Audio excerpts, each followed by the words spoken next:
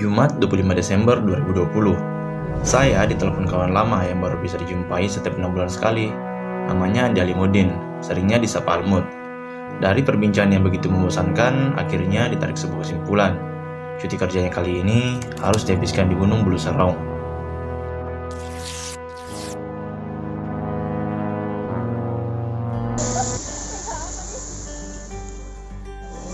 Sekarang kita mau berangkat ke Bulu Saraung, cuman terkendala hujan. Saya bareng ini Almut, ada Indah dan Jum. Rencananya, kami berangkat setelah duhur agar tidak kesorean. Tahu-taunya hujan turun dengan hebatnya. Akhirnya kami tetap melanjutkan perjalanan menggunakan jas hujan. Waktu menunjukkan pukul 5 sore kala itu. Sekarang sudah pukul 7 malam, kita sampai di posko registrasi di Desa Tompo Bulu. Gunung Bulu Saraung memiliki ketinggian 1353 meter di atas permukaan laut. Dengan ketinggian yang terbilang rendah, namun untuk bisa tembus ke puncak bisa menghabiskan waktu 4-5 jam dengan standar pendaki biasa. Jadi biaya registrasi itu 17.000 seorang tambah motor 5.000 gitu. 5.000 satu motor nah. Gunung Bulu Saraung merupakan gunung yang terletak di Sulawesi Selatan, tepatnya berada di antara dua kabupaten, yaitu Kabupaten Pangkep dan Kabupaten Maros. Namun letak pas Gunung Bulu Saraung berada di Kecamatan Baloci, Desa Tompo Bulu.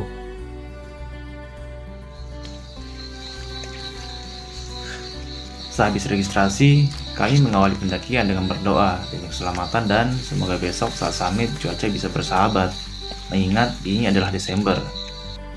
Sebenarnya ada beberapa kawan yang kami ajak, hanya saja mereka batal ikut dikarenakan kami mendakinya di hari Senin. Senin 28 Desember sengaja kami pilih untuk menghindari keramaian. Maklum saja, pandemi COVID-19 belum hilang dari negeri ini.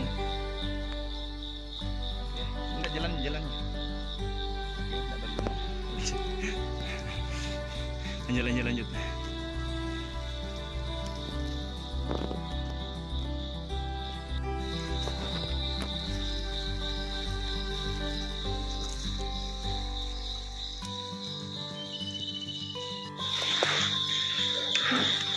Sekarang posisi saya ada di antara pos 3 dan pos 2. Jadi dari pos 1 itu kita menjalani jalan yang sudah dibeton oleh warga. Jadi sudah agak ringan, beda kayak dulu. Kemudian dari 2 ke 3 itu hampir sama, menanjak, cuma bedanya di sini alami. Yang ada cuman lewati akar-akar yang melintang, punya banyak tanjakan, jadi cukup melelahkan. Oke, lanjut.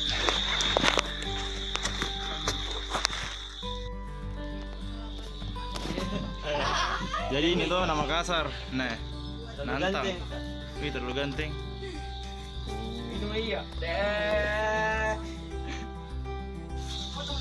Jadi kita ketemu dengan anak pesantren dari Mangkosok Tonrong ini. Iya. Tonrongnya jumlahnya 10 orang dan alhamdulillah mereka sampai sekarang masih jomblo. Mati, berarti kita kasih informasi salah. Ya, sudah. Sana kamu. Rahmat Hidayat. Rahmat Hidayat. Wow. Pasti pejalan nih, nah ya baju-bajunya ya. Stop. Explorer. Yang berhenti, bergerak terus mau.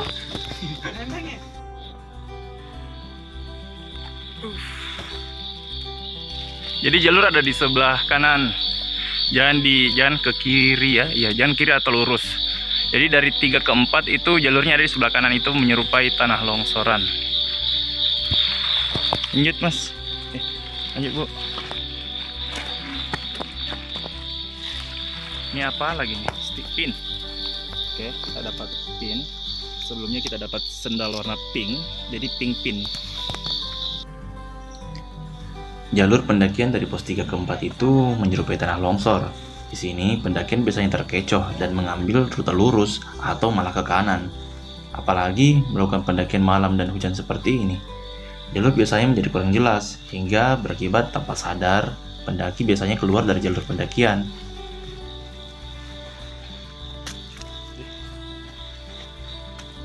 Botak ini Ini betul-betul. Ih.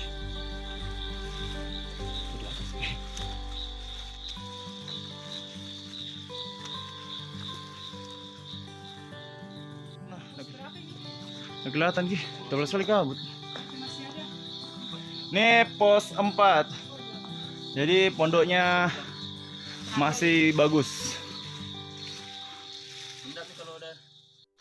Oke, setelah melewati beberapa pos yang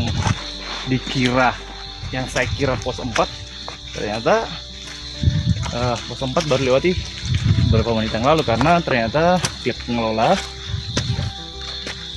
membuat banyak pondok-pondok sebagai tempat istirahat di Hulu Sarawang ini. Setelah menanjak beberapa jam, akhirnya kita mendapati jalan yang landai. Juga. Oh ya, sedikit landai.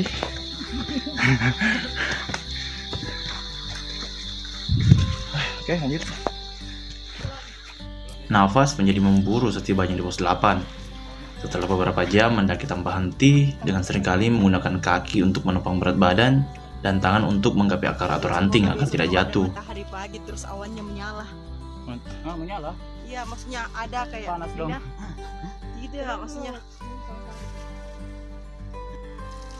Setibanya di pos 9, saya dan Almut memutuskan mendirikan tenda dan bergerak ke mata air. Mata air di pos 9 menjadi mata air satu-satunya. Air mengalir dari celah batuan yang ditumbuhi pohon yang sangat besar. Walau tidak deras, tapi air yang keluar dari celah batu ini sangat jernih walaupun di musim kemarau sekalipun. Dan kalau lagi beruntung nih, kita bisa menjumpai kepiting yang memakan sisa makanan yang terbuang di sini saat membersihkan peralatan masak. Ternyata masyarakat pengelola sudah menyiapkan tank-tank di sini, mungkin persiapan untuk bulan musim-musim kemarau, karena memang di pos 9 Hulu Sarawang itu cuman hanya ada satu mata air.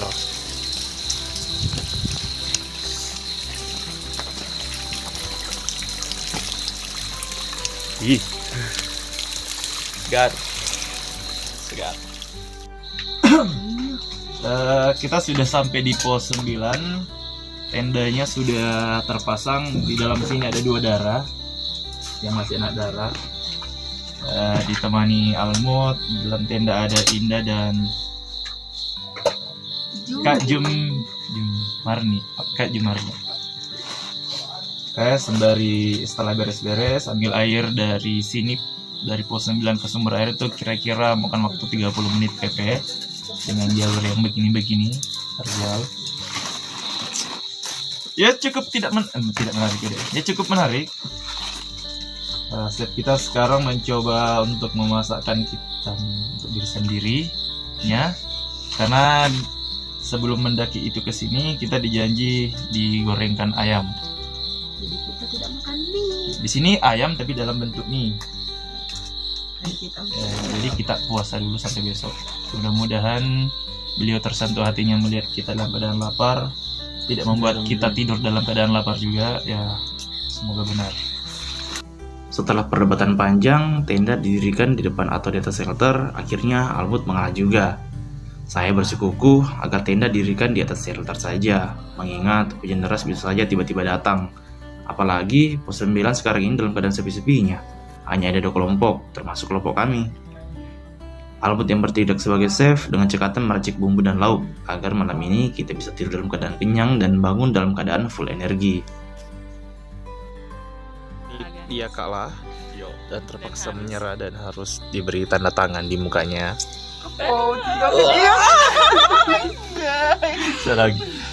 Dia kayak biksu ya. Amitabha. Tangan tae. Saya ada satu kali. Dengan ini aku menobatkanmu sebagai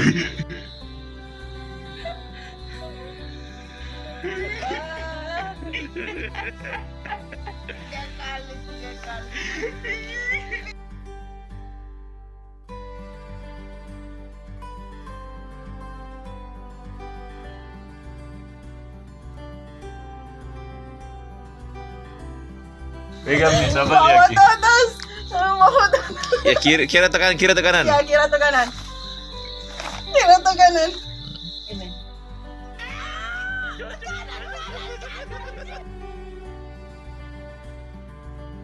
Gagal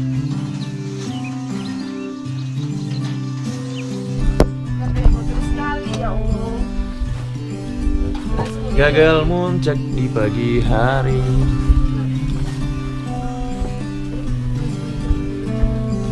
Nanti kita muncak mungkin jam 10-an, karena sekarang kondisinya masih terlalu berkabut.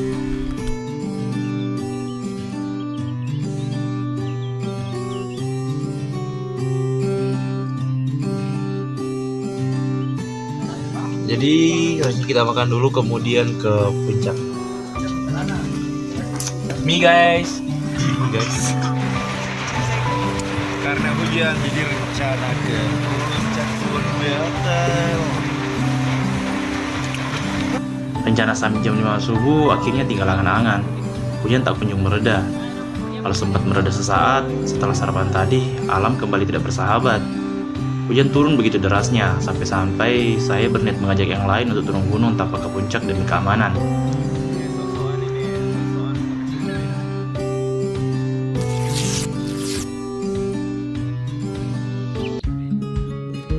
Entah doa siapa yang jabat Tuhan siang ini. Sebosannya kami menghabiskan waktu dengan main kartu yang tidak seseru tadi malam. Tiba-tiba langit jadi cerah, walaupun kabut masih tebal. Spontan, kami langsung saja persiapkan diri untuk ke puncak. Oke, kita sekarang sementara siap-siap untuk ke puncak. Kita mengejar waktu.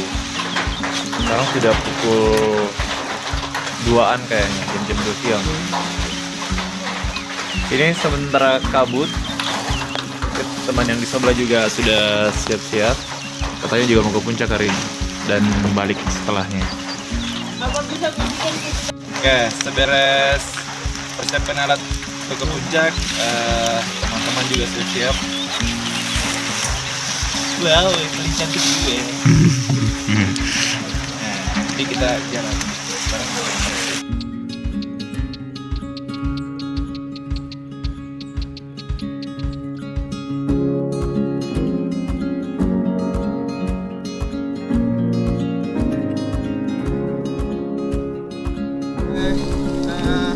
Sekarang menuju puncak. Baru jalan.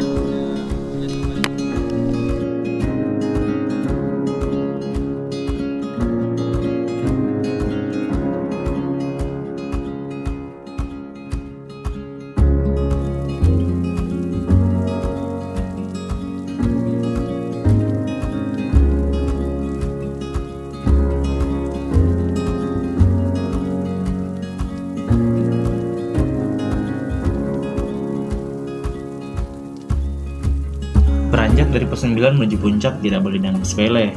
Memang tinggal beberapa ratus meter saja. Hanya saja tanjakan yang dipenuhi dengan akar melintang, bebatuan yang mudah lepas, serta tanah yang licin habis diguyur hujan semalaman menjadi hambatan yang sangat mampu membuat beberapa pendaki pemula tidak lagi mau kembali mendaki Bulu Saraung. Kaki mulai terasa pegal, ibu jari apalagi, pundak mulai ngilu karena gesekan depek, napas yang tersenggal mampu merobohkan semangat.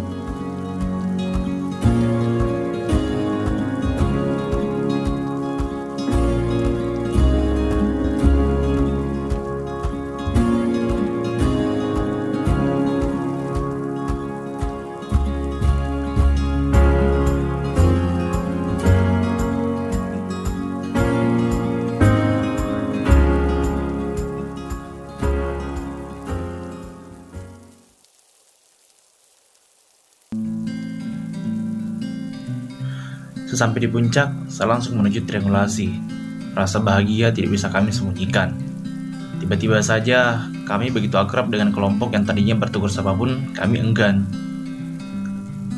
Puncak Bulu Saraung punya banyak kenangan bagi saya pribadi. Terakhir kali menapaki kaki di gunung ini sejak 7 tahun silam. Kala itu, saya masih berstatus sebagai mahasiswa. Kembali ke gunung ini rasa-rasanya kembali mengungkit kisah lama. Dalam euforia karena berhasil mencapai puncak, saya tersadar beberapa hal. Alam ini ternyata punya banyak cara untuk membuat kita sedih dan senang di saat yang sama. Untuk bisa menerima, katanya kita harus rela melepaskan, bukan? Ya kuncinya hanya satu, yaitu ikhlas. Sepertinya saya mulai bicara asal-asalan nih. Dari puncak Bulu Saraung, ku ucap terima kasih. Terima kasih Tuhan, hidupku asik.